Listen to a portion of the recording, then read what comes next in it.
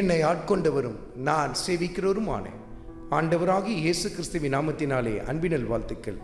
கிறிஸ்து இயேசுவுக்குள் மிகவும் பிரியமான அன்பு சகோதர சகோதரிகளே, ஆதி திருச்சபையில் கர்த்தருடைய அப்போஸ்தலர்கள் செய்த மிக முக்கியமான ஒரு காரியத்தை நாம் வேதத்தில் பார்க்க முடியும்.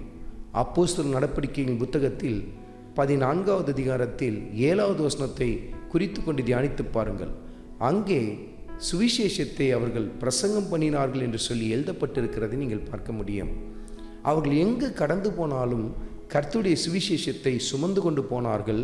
அந்த இடத்தில் கர்த்தருடைய வார்த்தையை பிரசங்கித்தார்கள். பாருங்க, எந்த பிரயாணத்தில் போனாலும் சரி, எந்த இடத்துல போய் தங்கினாலும் சரி, ஒருவேளை ஏதாவது ஒரு இடத்தை கடந்து போக வேண்டிய ஒரு சூழ்நிலை ஏற்பட்டாலும் சரி, அந்த இடத்துல கூட அவங்க கர்த்தருடைய வார்த்தையை பிரசங்கித்தாங்க. சுவிசேஷத்தை தொடர்ச்சியாய் பிரசங்கித்து கொண்டே இருந்தாங்க. பாருங்கள், அன்றைக்கு ஆதி திருச்சபையில் சுவிசேஷம் என்பது சுவிசேஷத்தை பிரசங்கிக்கிற அந்த அழைப்பை பெற்ற சுவிசேஷங்கள் மேல் விழுந்த கடமையாய் மாத்திரம் இருக்கவில்லை.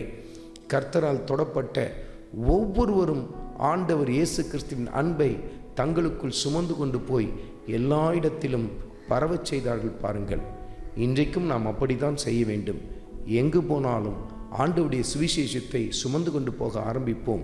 நீங்கள் படிக்கிற பிள்ளைகளாக இருக்கலாம், அல்லது வேலை செய்கிறவர்களாக இருக்கலாம், அல்லது தொழில் செய்கிறவர்களாக இருக்கலாம், அல்லது பிரயாணத்தில் நீங்கள் எப்பொழுதுமே ஈடுபட்டு கொண்டிருக்கலாம். ஆனால் ஒன்று செய்யுங்கள், எந்த இடத்தில் இருந்தாலும் எங்கு போனாலும் கர்த்தருடைய சுவிசேஷத்தை நாம் சுமந்து கொண்டு போவோம். அந்த பாரம் நமக்குள் எப்பொழுதும் இருக்க ஆரம்பிக்கட்டும். ஆண்டவர் இயேசு கிறிஸ்துவின் அன்பை மற்றவர்களுக்கு எடுத்து சொல்ல ஆரம்பிப்போம்.